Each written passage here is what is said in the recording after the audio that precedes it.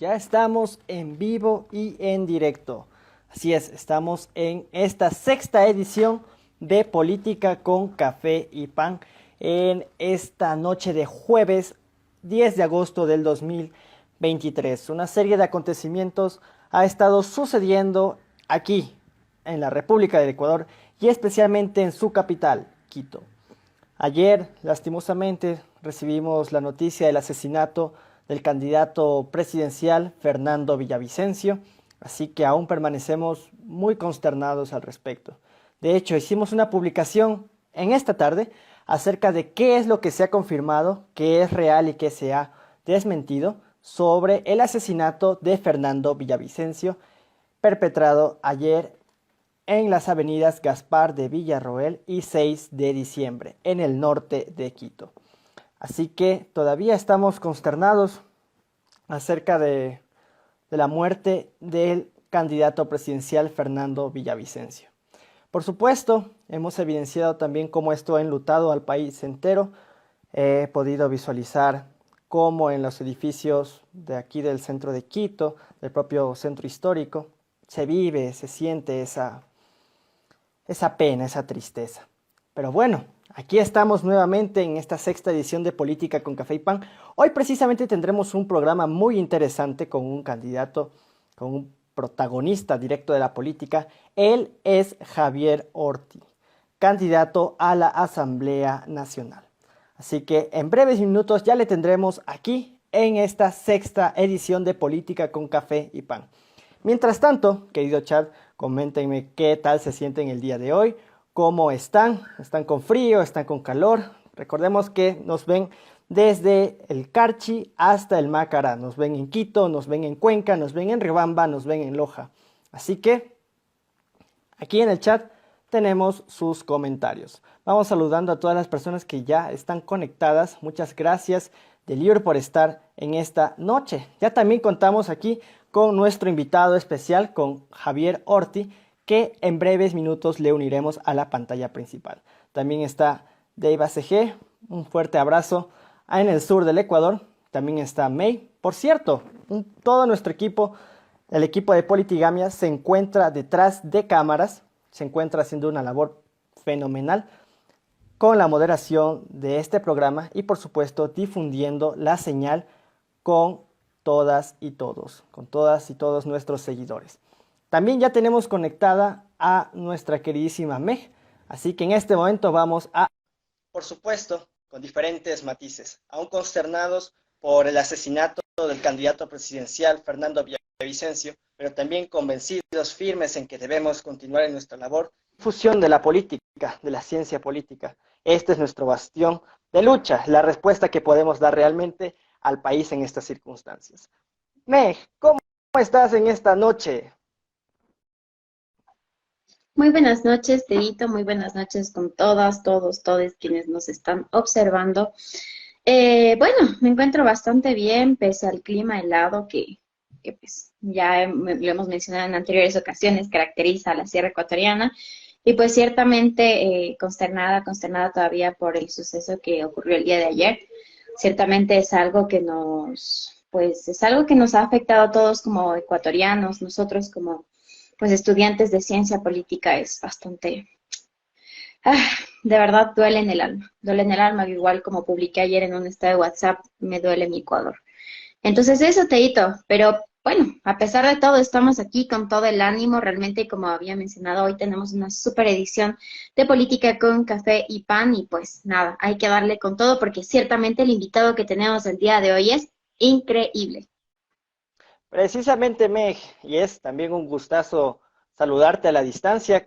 Todas las ediciones, o la mayoría de ediciones de Política con Café y Pan, te hemos tenido lejos, te hemos tenido en La Tacunga. Así que un fuerte abrazo hasta allá, en la hermana provincia de Cotopaxi. May nos dice, con frío y también helada el alma con toda esta grave situación que atraviesa nuestro país. Por supuesto, compartimos totalmente este comentario de nuestra querida May. Por cierto, chat, ya saben, aquí abajo pueden dejarnos cómo se sienten hoy, cómo han vivido todo el ambiente político que se ha vivido en estos últimos 2 días aquí en el Ecuador. Bien, mientras tanto también recordarles que esta edición de Política con Café y Pan, al igual que las anteriores, será subida a nuestro canal de YouTube. Nos puedes encontrar como Politigamia, al igual que en nuestras redes sociales. Estamos en Twitter, casi digo que en Twitter. Bueno, próximamente estaremos en Twitter. Estamos en Instagram, estamos en Facebook, estamos en TikTok y por supuesto en YouTube, donde están subidas todas las ediciones de Política con Café y Pan. Bueno, ya siendo las 8:05, creo que me equivoqué. Sí. Creo que ya es un buen momento para sumar a nuestro invitado de hoy.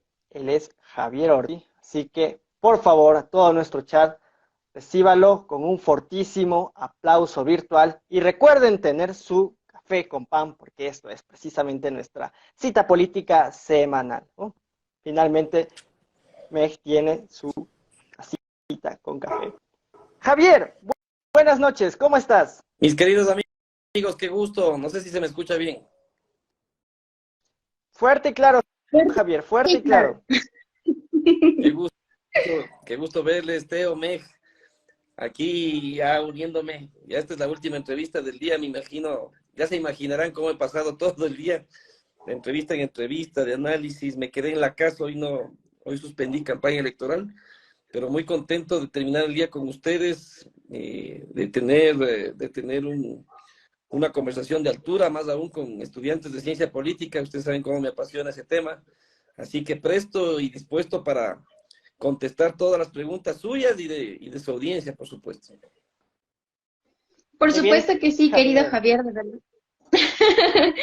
De verdad agradecemos muchísimo el tenerte el día de hoy. Y sí, ciertamente, como menciona Javier, le apasiona mucho hablar acerca de la ciencia política. En una anterior ocasión ya hemos tenido el gusto, pues, de hablar contigo y nada, esperamos que esta noche se desarrolle, o sea, tengamos una velada increíble y yo sé que así va a ser.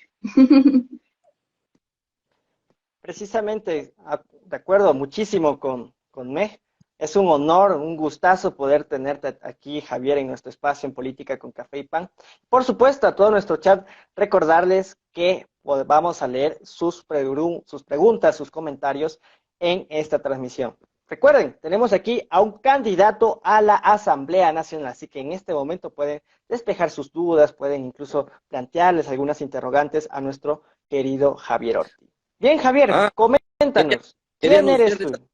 Quería anunciarles algo. En el año 2008 yo escribí un libro del cual lastimosamente solo me queda la versión digital.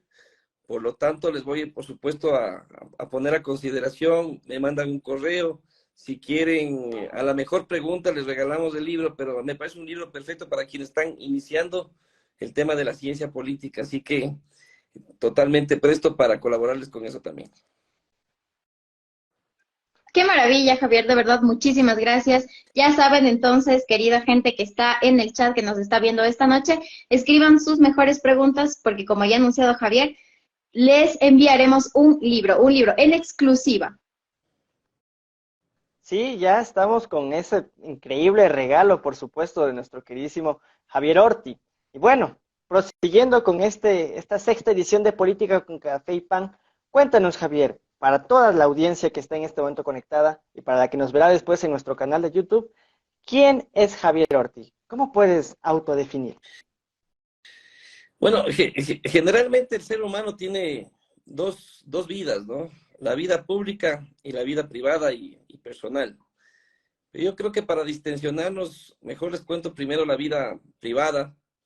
Y yo soy un adulto ya, y con ustedes me veo súper viejo, pero soy un adulto de 43 años, 43 añitos. Soy casado, soy papá de 2 adolescentes. Imagínense ustedes lo duro que me toca.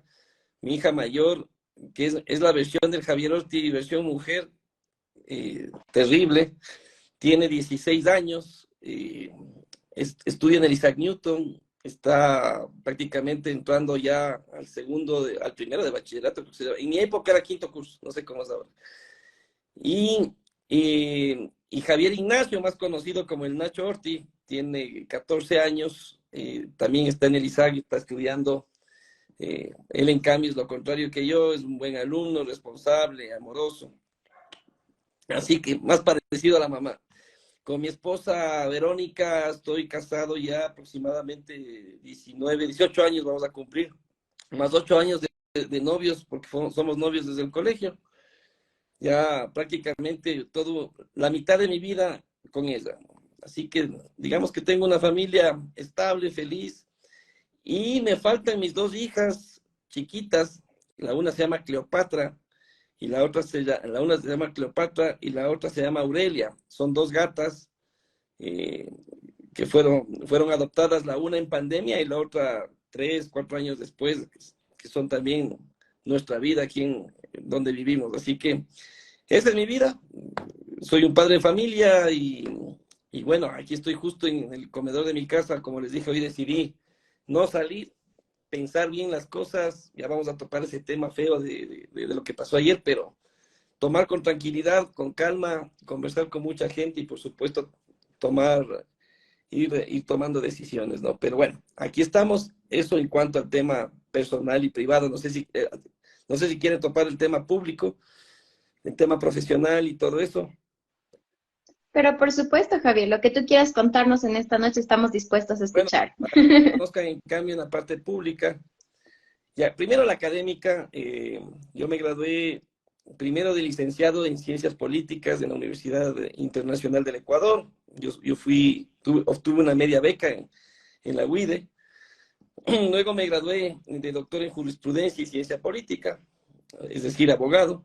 En esa época todavía existíamos los doctores de jurisprudencia, ahora creo que ya no existe eso, ahora creo que es abogados y se acabó. Eh, Luego les cuento que me fui a España inmediatamente, o sea, me gradué en el 2004 y en el 2005 ya estuve en Madrid estudiando mi primera maestría en estudios políticos aplicados en la Complutense de Madrid. Y luego de esto ya comencé a hacer un sinnúmero de cursos diplomados en varios países, en Argentina, en Chile, en Colombia. Y últimamente, a mis 37 años, se me ocurrió estudiar de nuevo, otra maestría más, porque sentía que estaba aburrido. A mí me encanta estudiar, la verdad. Y entré a la Flaxo a estudiar, en cambio, una maestría en investigación de política comparada, ¿no? En investigación de COVID. Entonces, soy un máster de la Flaxo también. Eso en cuanto al tema académico, y por supuesto eso me ha dado la oportunidad de también haber sido docente universitario. Fui docente en la UIDE, fui docente en la Universidad Tecnológica Empresarial de Guayaquil y en la Universidad de los Hemisferios en algunas maestrías. Entonces, eso en la parte académica. En la parte pública, 23 años de experiencia en la administración pública. He trabajado toda una carrera, desde mensajero hasta jefe, ¿no? Entonces, eso es bueno contarles porque uno tiene que primero ser soldado antes de ser general. Entonces, he estado en el municipio de Quito, en el Consejo Provincial, en el IES, en el BIES, Ministerio de Industrias, Hábitat y Vivienda, en el MIPRO. La última vez estuve en el Congope y cuando firmaron la muerte cruzada era asesor del alcalde de Puerto Viejo. Y estaba viviendo en Crucita yo, a 20 minutos de Puerto Viejo. Y ahí me tocó regresar acá a enfrentar la candidatura. Y en la parte política, esa es otra historia. Yo comencé en Izquierda Democrática, a los 18 años me afilié. En esa época, obviamente, no existía Avanza, te estoy hablando de hace como 23 años. Y ahí comencé mi carrera política en Izquierda Democrática. Fui diputado alterno en el año 2006, tenía 26 años. Y luego vino la constituyente, se acabó la Izquierda Democrática de esa época, porque después renació. Pero ya en el 2010 fundamos Avanza. Y en Avanza he tenido una carrera política ya estable de 12 años. Comencé siendo presidente de Quito Norte, luego presidente provincial, luego luego secretario nacional, y hoy soy su presidente nacional, es decir, una carrera política en mi partido político. Me queda todavía pocos meses de presidente. vamos a ver si nos reelegimos o no, eso no decidiré yo, sino mis compañeros, todo dependerá de los resultados de estas elecciones. Y a futuro ya veremos qué pasa. Y hoy me tocó asumir una candidatura que es dura, que es la de la Asamblea. Hemos decidido armar una alianza con Suma, la alianza Actuemos, apoyamos a Don Otto, que es menor a mí, 3 años, y estamos en eso. Bueno, entonces, eso es un poco, en resumen, lo que es el tal Javier Ortiz.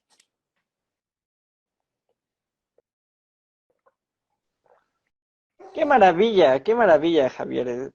De hecho, creo que todos quienes están detrás de esa pantalla testiguaron a un político que se ha preparado larga data, a un político que siente una gran pasión por su familia y que incluso tiene gatitas.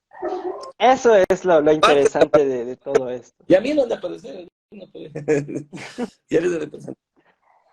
Entonces, qué lindo nuevamente tenerte aquí, Javier, para conversar acerca de tu candidatura, acerca de lo que está ocurriendo actualmente en el Ecuador y lo que sucederá, por supuesto, en el Ecuador hasta el 2025. Bien, así que prosigamos con este diálogo que debe durar 1 hora porque así Instagram nos lo pide. Perfecto, con gusto. Perfecto, querido Javier. Entonces vamos a empezar con la primera pregunta y creo que ciertamente uno de los primeros temas que debemos tratar, tal y como tú has mencionado ya, es el lamentable suceso que ocurrió el día de ayer con el asesinato de Fernando Villavicencio. ¿Qué podrías decirnos tú al respecto? ¿Qué opinas? ¿Qué cree Javier Ortiz al respecto? Consternado, consternado de todo lo que pasó. La verdad, yo te cuento que estábamos en un debate con gestores culturales, con algunos candidatos, inclusive había un candidato a la asamblea de Fernando Villavicencio, que era Gabriel Bedón. Sí. Y en la mitad del debate vino la terrible noticia del fallecimiento de Fernando. Nos quedamos de lado, suspendimos el debate, vino un shock. Inmediatamente lo único que pienso en ese momento es sal corriendo a la casa. Me llamó mucha gente preocupados porque obviamente, si bien es cierto, esto puede ser un evento fortuito, no un evento fortuito, un evento puntual, específico, pero para la ciudadanía en general se podría pensar de que todos los políticos estamos en peligro y es normal, ¿no?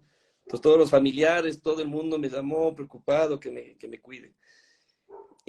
Muy triste, o sea, mira, en política no existen los enemigos, en política existen los adversarios, así pienso yo.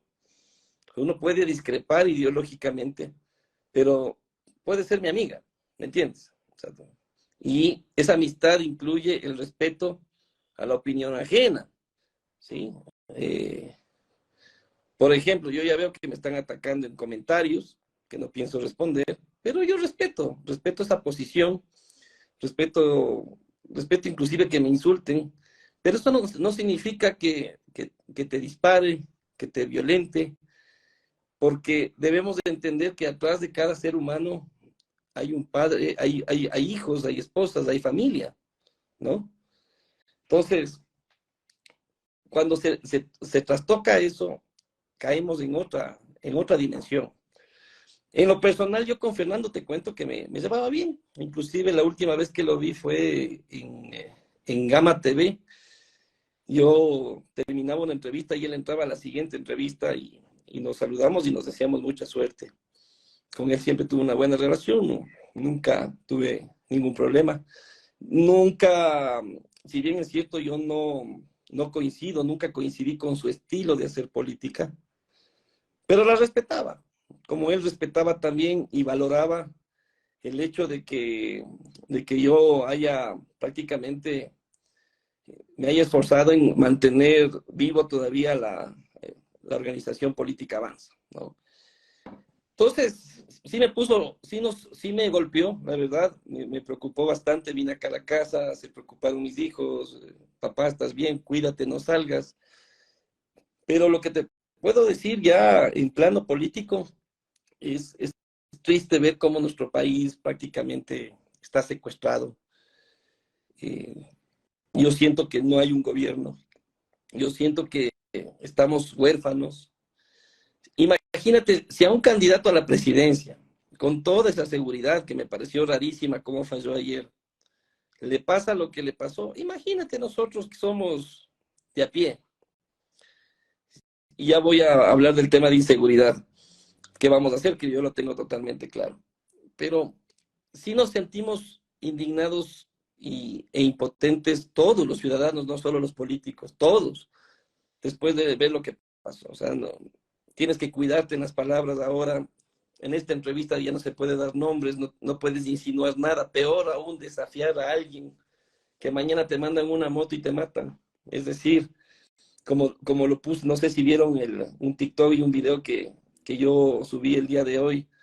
Si bien es cierto, es muy legítimo ser valientes, luchar contra la corrupción, pero lastimosamente con estas características toca ser muy prudentes, toca ser muy inteligentes a la hora de actuar y a eso nos han obligado las bandas delincuenciales organizadas que existen hoy en día, ¿no? Entonces, sí es preocupante cómo la democracia se ha tenido de sangre, porque no es el primer caso. Recuerden ustedes que ya en el 2020, en las elecciones seccionales del 2023, ya hubo un candidato a la alcaldía muerto, ya hubo un ataque a un alcalde actual de Puerto Viejo. En estas elecciones ya tuvimos un fallecido candidato asambleísta por Esmeralda, Ruiz Sánchez, y ya tuvimos un alcalde de Manta asesinado igual. Es decir, yo lo que siento es que los tentáculos del narcotráfico están metidos en todo lado. Están metidos en la justicia. Dios no quiera, pero después de ver ayer ese video, quiero pensar bien, pero me obligas a pensar mal. Yo estoy seguro que también los tentáculos están metidos en la policía, están metidos ojalá no en las Fuerzas Armadas. Es decir, en toda la institucionalidad del Estado está metido esto. Hay mucho dinero. Se habla y no me refiero al caso de Fernando, sino en general, se habla mucho de financiamiento de campaña ilícito a todo nivel, y eso realmente entristece, ¿no? Yo sí quiero agradecer, creo que se conectó, no sé si siga conectado, creo que lo pasó desde revista Jorge Peñafiel, que es el candidato por el norte de Fernando. Si todavía está conectado, yo me solidarizo con ellos, con su movimiento político, con todo lo que ha pasado. Recién tuve una reunión con los otros presidentes nacionales de los partidos y el CNE para absorber algunas inquietudes que tenemos, que ya les comentaré. Pero en general les digo, terrible hacer política, sí. O sea, ustedes que son jóvenes, que estudian ciencia política, y me imagino uno que otro de ustedes dirán, ya no solo quiero investigar la política, sino quiero ser político, porque pocos damos ese paso. Ya lo van a pensar dos veces, porque van a decir, ¿para qué voy a hacer política si va a correr riesgo mi vida? Entonces, sí deprime. Yo he pasado, sí deprime esta situación, sí golpea.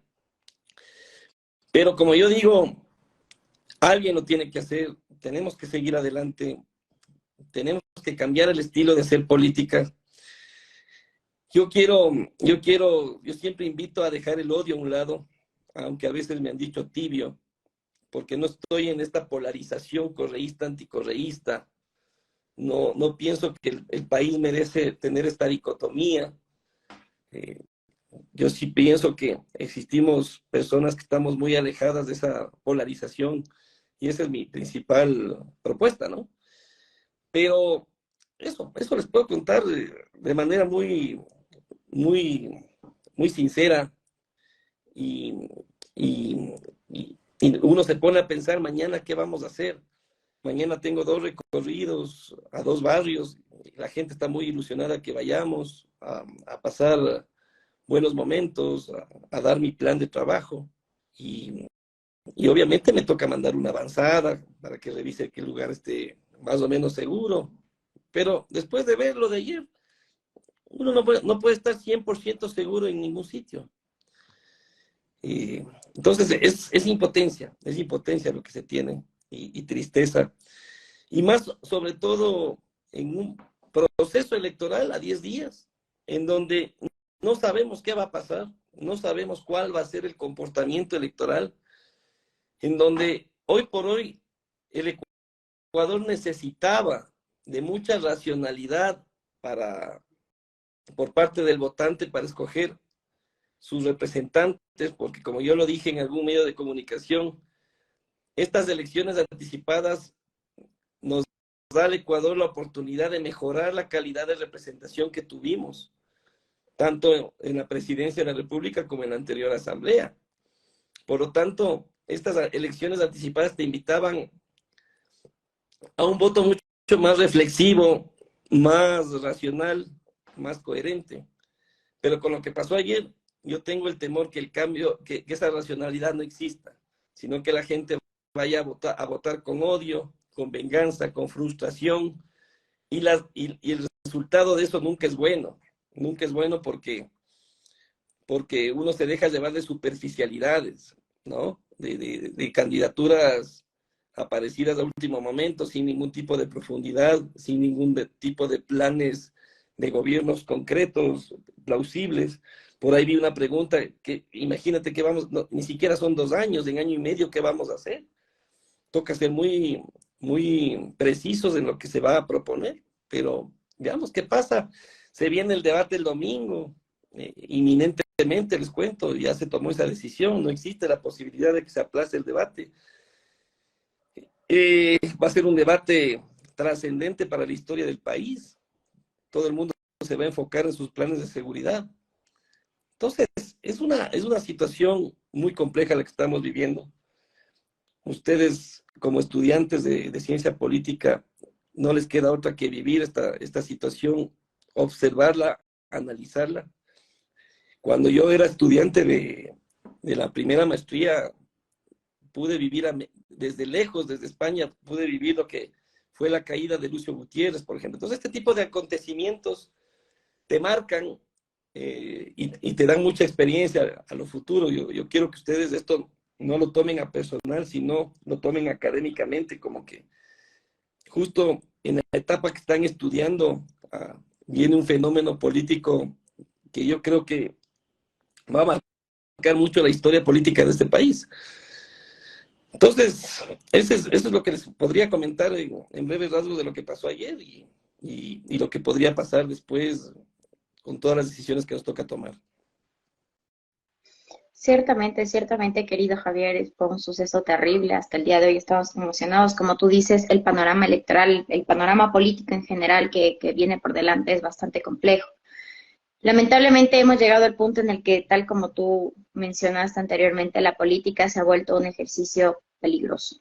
Y eso ciertamente es preocupante en nuestro país. Eso por mi parte, no sé, Tellito, un comentario que hacer al respecto. Pero por supuesto, muchísimos comentarios, muchísimas preguntas que hacerle a Javier, dado que lo tenemos aquí y dado que toda nuestra audiencia tiene esta oportunidad única de estar en contacto así face to face con un candidato a la Asamblea Nacional. Tomando esto, lo que acabas de mencionar, querido Javier, tú que eres candidato a la Asamblea Nacional, ¿de qué manera piensas que la nueva Asamblea puede combatir el problema de la inseguridad? Porque como tú bien dijiste, ni siquiera los candidatos presidenciales actualmente están seguros. Miren, esto hay que ser súper profesionales y prácticos, ¿no? Esa es la gran diferencia de quienes ya ejercimos o tenemos experiencia en procesos legislativos que el resto. Yo tengo 3 experiencias. La una que ya les comenté, como exdiputado, alterno, pero fui. Y ya es una experiencia.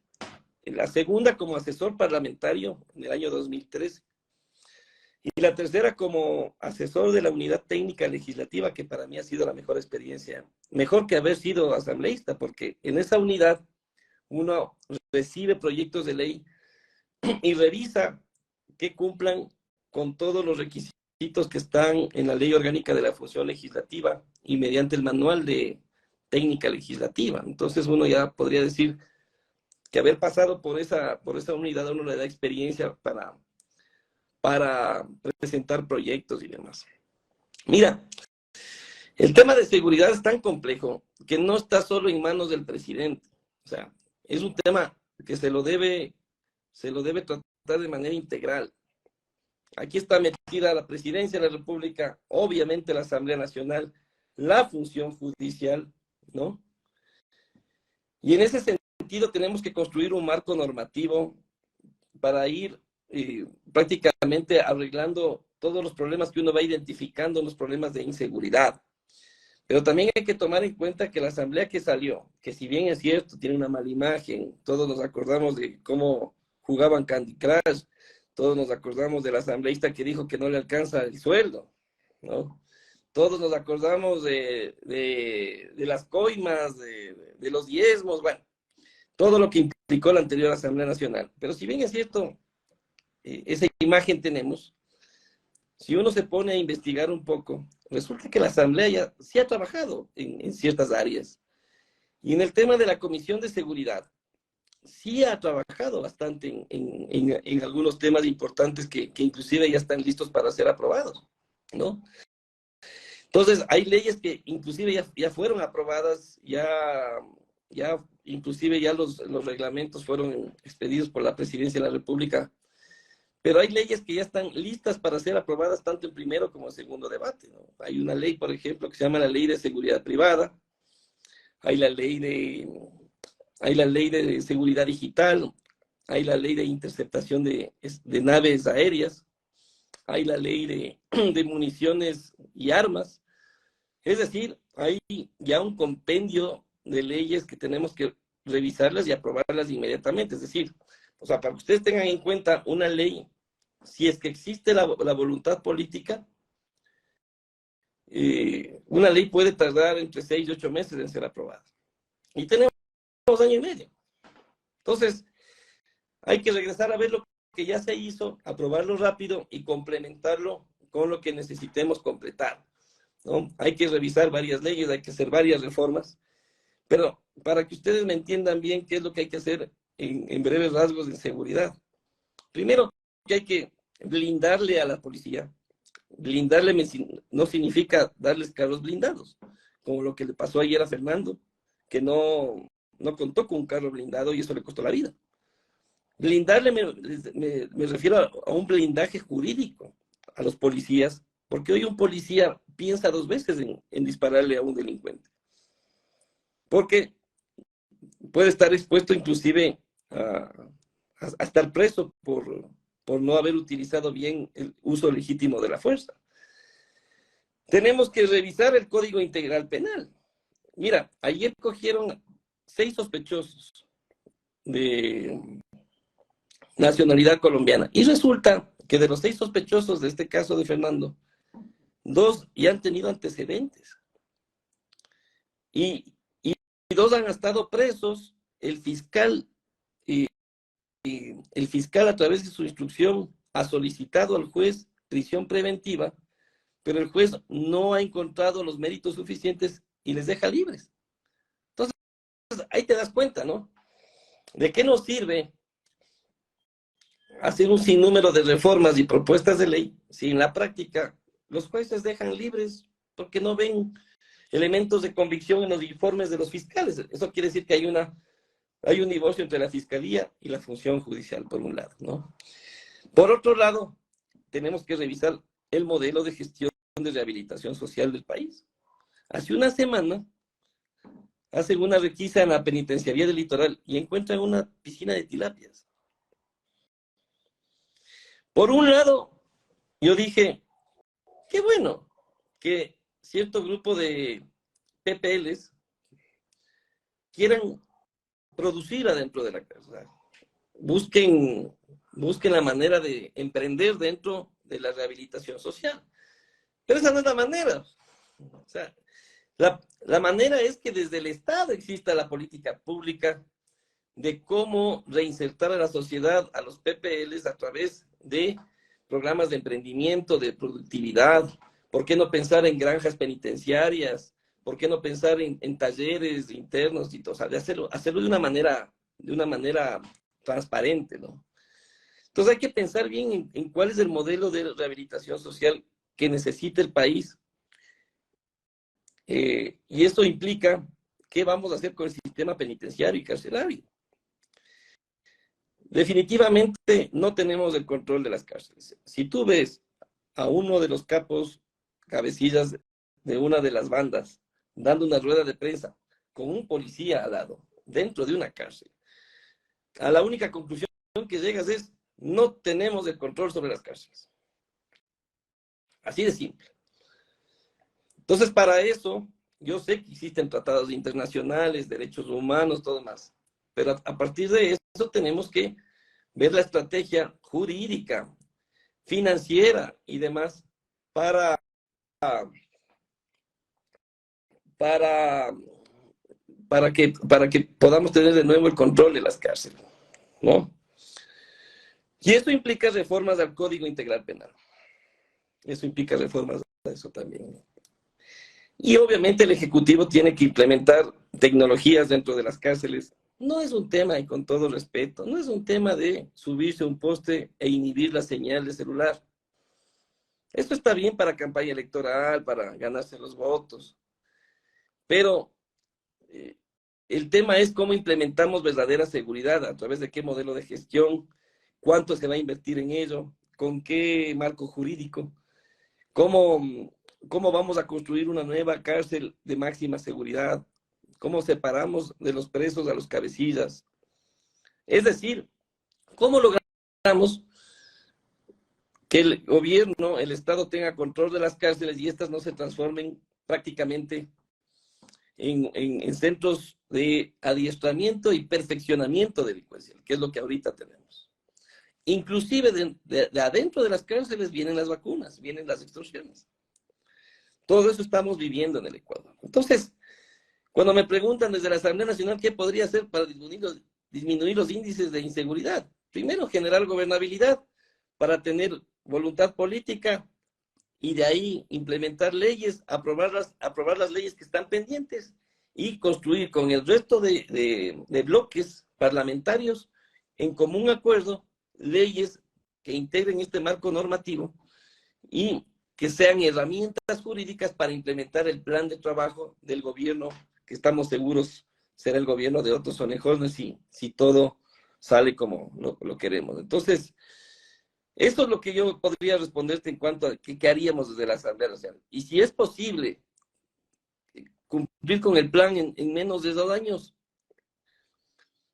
me encantaría decirte que sí, pero los que sabemos de administración pública tenemos muy en cuenta cuál es la dinámica de los tiempos. Entonces, necesariamente tenemos que abrir el camino a lo que será en el 2025.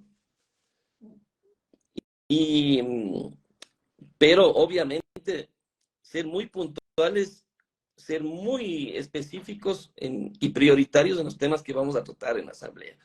Yo veo que va a ser una asamblea compleja, una asamblea de bastantes horas de trabajo, para eso vamos a entrar, pero tiene que ser una asamblea muy productiva en el tema de legislación y para eso estoy totalmente preparado y comprometido. Ciertamente, querido Javier, y dime tú, con este objetivo en mente, con esta visión, con esta perspectiva, ¿qué es lo que debe esperar el pueblo ecuatoriano de la nueva Asamblea Nacional? ¿Crees tú que tendrá un papel más importante, más relevante que la anterior Asamblea? Dependerá de muchos factores. Yo voy a ser uno de 137 y voy a tener que responder por mis actos, pero lastimosamente nos meten a todos en el mismo saco. Yo, por ejemplo, puedo nombrarte excepciones de varios asambleístas que no se les puede poner en el mismo saco de la anterior asamblea, por más exitosa que haya sido. Asambleístas que dieron resultados, que sí se dedicaron a trabajar. Y uno tiene que desde el inicio marcar esa diferencia y tratar de llevarse con los asambleístas que entran en la misma actitud. Entonces, todo depende de la actitud con que entremos los nuevos asambleístas. Actitud de trabajo, actitud de madurez política, de diálogo, de consenso, cero bronca. Yo no voy a entrar a bronca, no quiero la bronca yo, odio la bronca. O sea, a lo único que odio es a la bronca, no odio a nadie más. Entonces, si uno entra con la actitud de producir leyes, de fiscalizar, de hacer lo que tenemos que hacer. Yo, por ejemplo, no quiero saber nada de revivir juicios políticos, no quiero saber nada de abrir el paso a una asamblea constituyente, como piensan otras agrupaciones políticas. Yo quiero ir a producir, como una fábrica, leyes, leyes, leyes, resultados, leyes, incansablemente, que digan que el Javier Orti por lo menos se diferenció del resto en que es un tipo que facilita las cosas, no estorba y produce. Entonces, la única manera de cambiar la percepción de la asamblea es que esta asamblea, al contrario de la anterior, sea un aporte y no sea un estorbo para el Ecuador. Y encima más un estorbo caro, porque hay que reconocer que es un estorbo caro.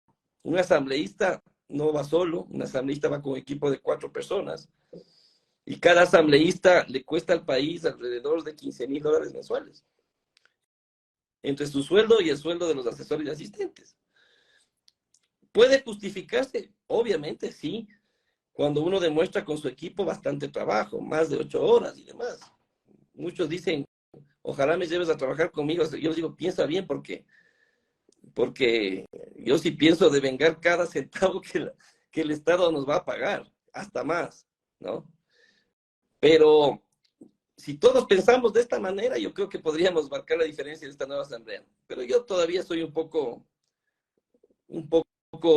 pesimista en ese sentido, porque yo ya veo que un gran porcentaje se va a reelegir, y no por mérito propio, sino por ser parte de una organización política que tiene su voto duro. Y la conformación va a cambiar un poco, pero va a ser difícil armar gobernabilidad de esa manera. Pero vamos a hacer todo lo posible para mantener esta gobernabilidad y darle herramientas al nuevo presidente de la República. Bien, amigas y amigos, hemos escuchado de manera, no sé si decirlo, sucinta, pero tan bien explicada el plan de acción de Javier Orti, que se resume básicamente en 4 aristas principales. Y si ustedes desean, pueden apuntarlas para que lo piensen, lo mediten junto a su familia para las próximas elecciones de agosto 20. Primero, Javier Orti considera que debe blindarse la Policía Nacional. Segundo, que debe revisarse el Código Orgánico Integral Penal, pues la labor de los jueces tiene algunos desafíos. Tercero, revisar el modelo de rehabilitación social, puesto que no tenemos control en las cárceles. Y cuarto, también revisar el modelo de gestión en estos espacios. Bien, Javier, vamos ahora sí con las preguntas de tu audiencia, esa audiencia que ha estado aquí apoyándote, que ha estado aquí también con ese ánimo de saber qué piensa probablemente el próximo asambleísta de la Asamblea Nacional. Bien, la primera pregunta la tenemos de Prian Rango. Gracias, Pri, por haberte conectado a esta transmisión. Y ¿es posible cumplir con el plan propuesto en menos de 2 años? De lo contrario, ¿cuál sería la principal área en la que se enfocaría? Me parece que esa pregunta, de todas maneras, ya la respondiste, ¿no? Es que yo ya fui respondiendo, viendo un poco las preguntas, ya me fui adelantando. Hay una pregunta que surgió en este momento y es, señor Orti, ¿cree que debería reducirse el número de asambleístas, dado que es un comentario repetitivo en el pueblo ecuatoriano? ¿Qué piensa Javier Orti? Sí. Ahí vamos a entrar ya en términos politológicos, que es lo que nos gusta a los 3. Y estamos hablando del sistema de representación. Y si leemos un poco sobre sistemas políticos y la relación ejecutivo-legislativa, y más aún tomando en cuenta, ojalá no les aburre porque vamos a entrar a temas de ciencia política, tomando en cuenta que nosotros tenemos un sistema presidencialista y no parlamentario. Definitivamente no vamos a encontrar una respuesta exacta a la reducción del número de asambleístas, porque lo que sí hemos identificado, sí, y yo que sí he estudiado, y creo que en la última conversación que tuvimos, sí les comenté, inclusive de la tesis que hice, uno sí puede identificar que el problema el problema del Parlamento ecuatoriano, sea Congreso, como se llamaba hoy, antes era Cámara de Representantes, luego Congreso y ahora se llama Asamblea Nacional, no es un tema de cantidad, es un tema de calidad. Es un tema de calidad. Entonces, más allá de que el número de asambleístas permita o no permita la gobernabilidad, más allá de que el sistema parlamentario sea unitario como es el que tenemos hoy, eh, o sea la otra tipificación de asamblea sería una asamblea bicameral, es decir, para los que no sepan, en otros países hay sala de diputados y arriba de senadores, pero más allá de eso es la calidad. O sea, ¿de qué me sirve reducir a 100 si de los 100, 50 no están preparados para ser asambleístas? ¿Me entienden? Y yo sé que la Constitución y las normas internacionales nos impiden exigirle por lo menos a un asambleísta un tercer nivel de educación superior, ¿no? Entonces, ¿que se puede reducir? Se puede reducir. Hay fórmulas para eso y se puso a disposición en la última consulta popular que les recuerdo, ganó el no. Pero el problema de las consultas populares es que la gente no analiza las preguntas. Las consultas populares se califica la legitimidad del gobernante de turno, que en este caso fue Lazo, y echó a la basura esa pregunta. Entonces, no es un tema de cantidad, porque a lo mejor si reducimos, las provincias más pequeñas se ven perjudicadas porque no tienen representación. En lugar de tener 3 asambleístas, van a tener solo 1. No se van a sentir representados. Entonces, para los quiteños es fácil, ¿no?, hablar de reducir la asamblea, porque tenemos 16 asambleístas en Pichincha. Pero para alguien que vive en el Carchi, que apenas me parece son 3, y si reduces van a llegar a 1, se complica. Entonces este debate es un tema de representación. O sea, ¿nos sentimos representados con el actual sistema de representación en la asamblea, sí o no? Y te cuento que a futuro, creo que para el 2025, inclusive se puede estar incrementando, porque el nivel de representación es directamente proporcional al censo. Entonces ya no llegaríamos a los 137 asambleístas, sino a los 152. Entonces ahí tendríamos que cambiar el modelo de gestión administrativa de la asamblea. Ya no nos deberían pagar sueldos, sino por horas o por dietas. Hora trabajada, hora pagada. ¿Me entiendes? Entonces, es un debate fuerte el tema de la reducción del número de asambleístas. Yo más que eso propondría un reforzamiento del sistema de partidos políticos, ¿no? Obligarles a los partidos políticos que tengan su escuela de capacitación política y que esa escuela de capacitación política tenga aval de alguna universidad o algún instituto de tercer o cuarto nivel. ¿Entiendes? O que cada partido dentro de esa escuela de capacitación política tenga una escuela de legisladores, por decirte un ejemplo.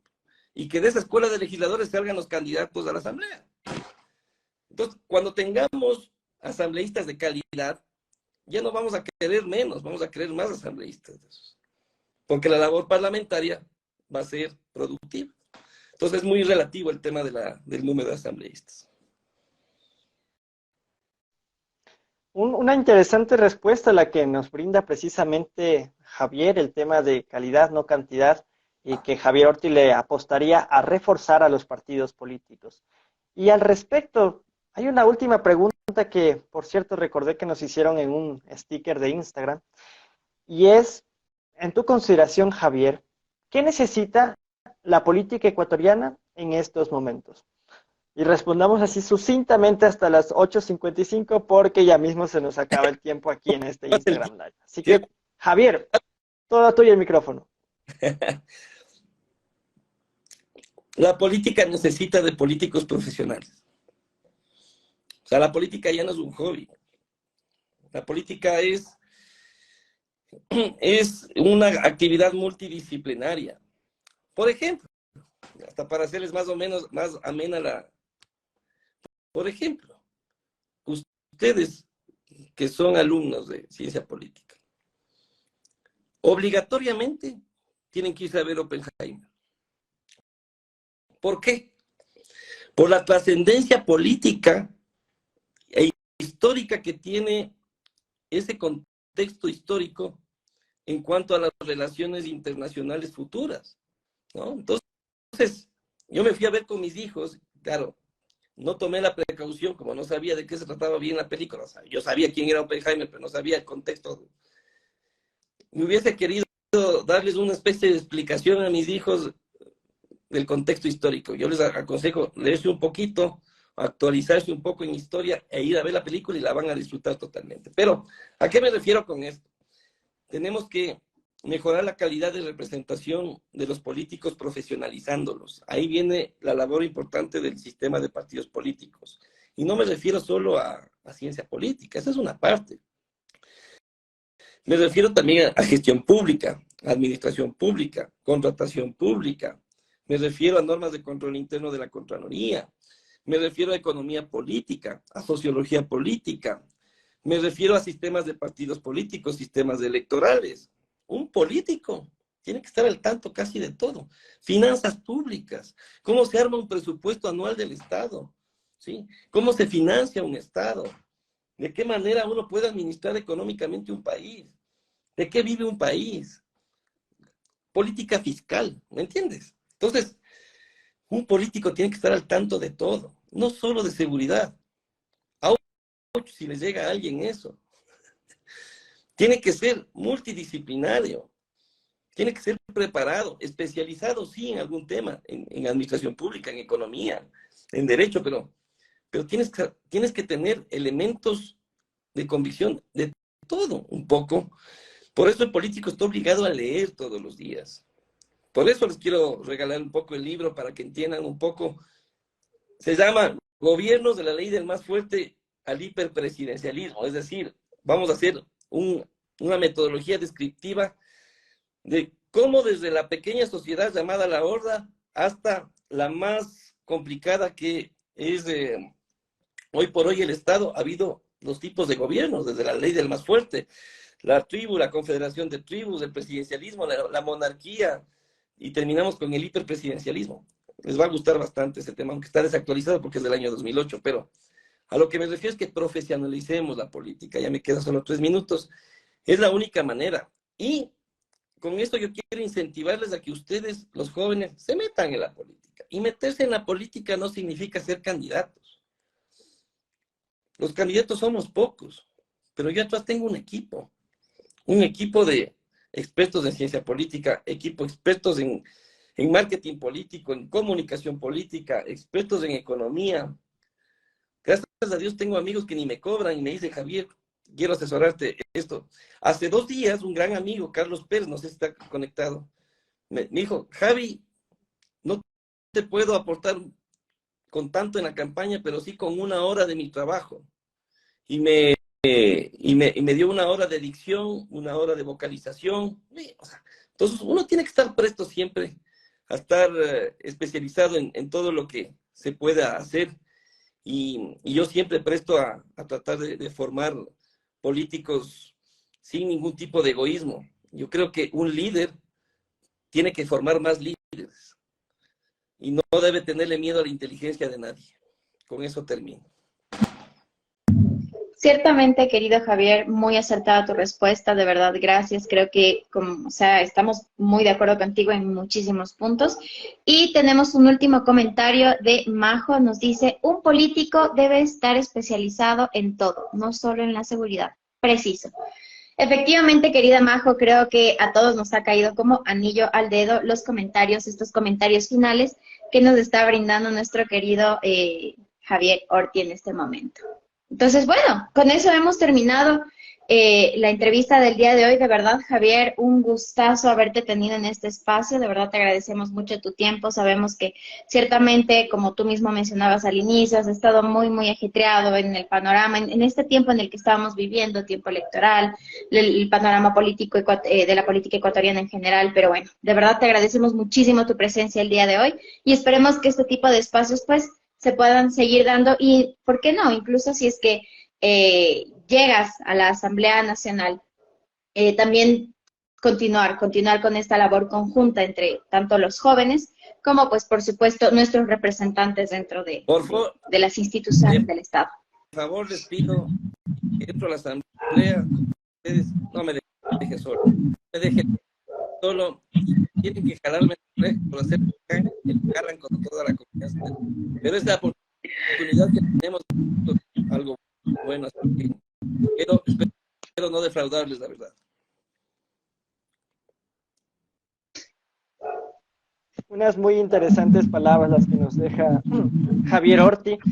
Y a propósito del libro, recordamos que quienes hicieron sus preguntas, y a mi juicio todas fueron muy buenas preguntas, y por eso Javier las fue respondiendo en su respuesta, ni modo. Fue respondiendo a lo largo de esta entrevista. Estas personas son Priscila Rango, Deyaneira Cueva y Mailén Altamirano. Así que nos pondremos en contacto con ustedes, porque lo vamos a hacer por sorteo para ser equitativo y que sea cuestión del azar. Yo les voy a dejar la versión digital de mi libro. Tienen toda la plena libertad de distribuir absolutamente a todos los que se conectaron. Buenísimo. Entonces, así va a ser, Javier. Esta ha sido la 6ª edición de Política con Café y Pan, amigas y amigos. Muchísimas gracias, Majo Dida, por ese comentario. Muy buena tertulia, sigan así, chicos. Gracias, Javier, por estar en esta edición de Política con Café y Pan. Gracias a ti, Meg. Y gracias a todas las personas que se han unido. Nos veremos en YouTube, en Facebook, en Instagram, para seguir politizando la política. Cuídense, nos vemos en una próxima ocasión.